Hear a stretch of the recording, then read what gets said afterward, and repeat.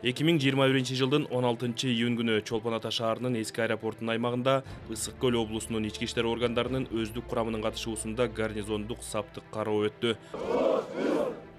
2021 жылга карата жайкы туристтик мезгилге даярдануу жана өткөрүү боюнча иш-чаралардын планын аткаруу үчүн Кыргыз Республикасынын Ички иштер министрлиги жана анын аймактык бөлүктөрү жерлерде 2021 жылдын жайкы туристтик мезгилине жарандардын коопсуздугун, коомдук тартипти камсыздоого багытталган бир катар уюштуруучулук жана практикалык иш-чараларды өткөрүшүүдө.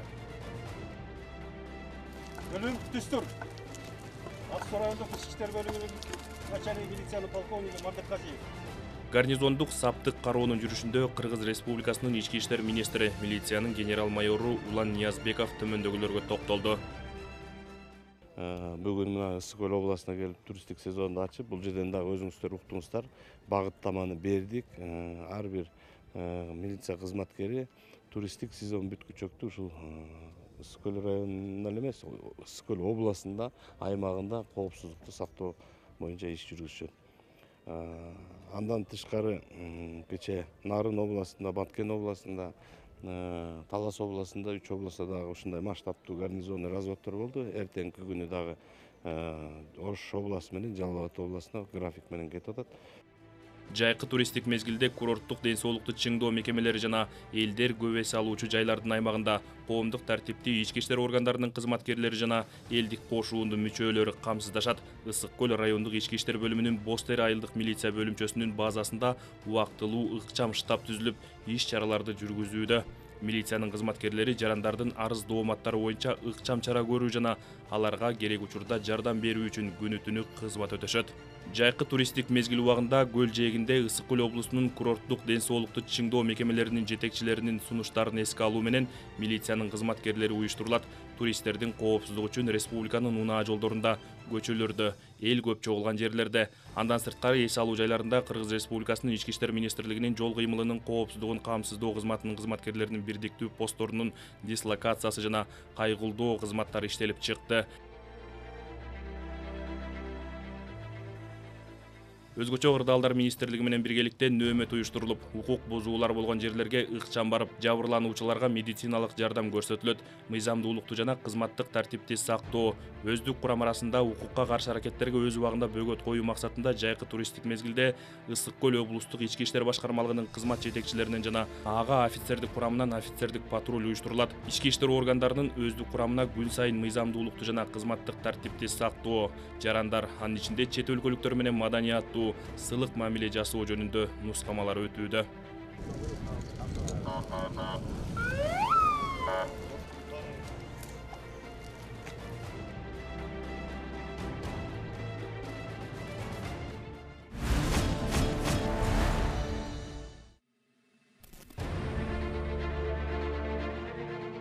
Эки миң жыйырма биринчи жылдын 18-июнь күнү Ала Тоо аянтында милициянын заманбап бөлүмчөсү ачылды.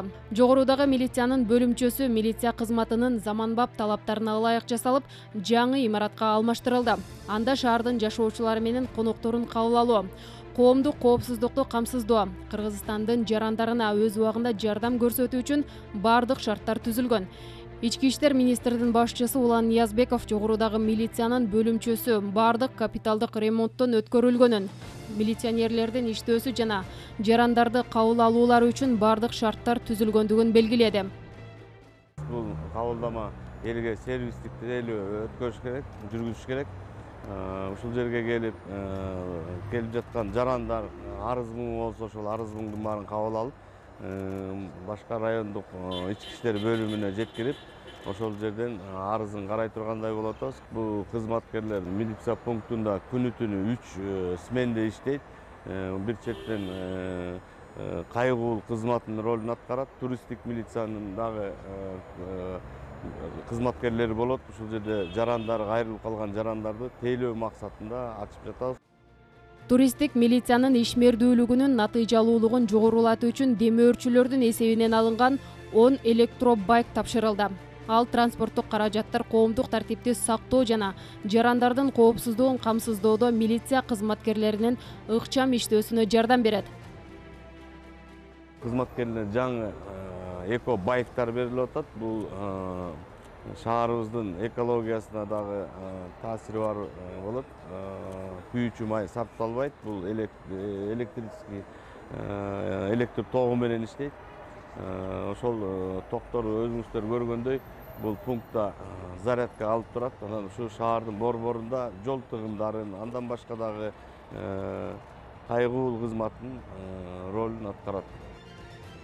Жакынкы күндөрү Бишкек шаарында ушундай милициянын заманбап бөлүмчөлөрүн эс алуу жайларында, шаардын борбордук бөлүктөрүндө, калк көп чогулган жерлерде ачуу пландалууда. Иш чаранын аягында милиция кызматкерлери электро байктарда жеринде кызмат өтөө үчүн жөнөп кетишти.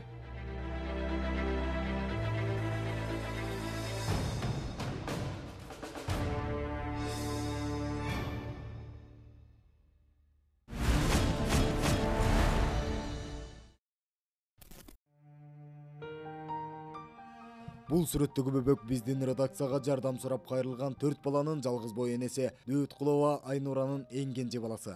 Дарыгерлер бул бөбөктүн башында киста болуп, мээси кургап баратканын айтып, жана ага эпилепсия диагнозун коюшкан. Кыргызстандан операция кылууга мүмкүнчүлүк болбогондуктан Индия өлкөсүндө жасалат. Ага 16.000 АКШ доллары керектелет. Мындай көп акча каражаты жок болгондугуна байланыштуу баласын аман алып калуу үчүн кайдыгер карабаган мекендештерибизден жардам сурайт. Жардамга колун сунам деген кайрымдуу мекендештер экранда көрсөтүлгөн номерлерге байланышсаңыздар болот.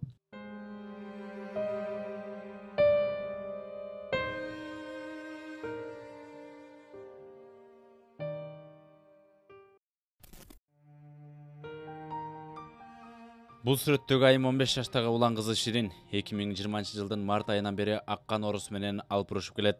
Дарылоо Индия өлкөсүндө болгондугуна байланыштуу ага 45.000 АКШ доллары керектелүүдө. Жардамга колун сурам деген кайрымдуу мекендештерден Шириндин атасы жардам сурайт. Жардам берем деген мекендештер экрандагы номерлер аркылуу байланышсаңыздар болот.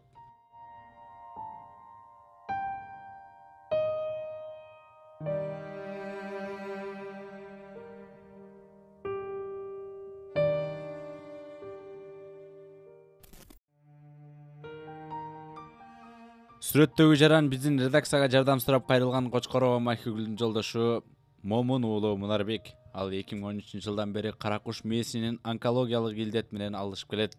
Дарылоо чет өлкөдө болгондуктан операцияга 70.000 АКШ доллары керектелүүдө. Мындай акча каражаты жок болгондугуна байланыштуу кайрымдуу мекендештерден жардам сурайт. Жардам берем деген кайрымдуу мекендештер экрандагы номерлер аркылуу кайрылсаңыздар болот.